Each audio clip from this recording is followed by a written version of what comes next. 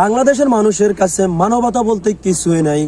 গতকালকে মাইলস্টোন স্কুলে বিমান বিধ্বস্ত হয়ে অ্যাক্সিডেন্ট হয়েছিল। সেখানে অনেক ছাত্রছাত্রী অ্যাক্সিডেন্ট হয়েছে এবং বিমান পাইলটও অ্যাক্সিডেন্ট হয়েছে।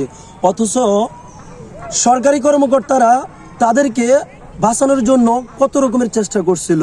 আর এখানে জনগণের ভিড় হওয়ার কারণে অ্যাম্বুলেন্স যেতে পারতেছে না। তার ভিতরে অটোরিকশা এবং সিএনজি ছিল। অথচ অটোরিকশার গাড়ি ভাড়া ছিল 30 থেকে 50 টাকা। সেই গাড়ি ভাড়া নিচে 150 টাকা থেকে 250 টাকা।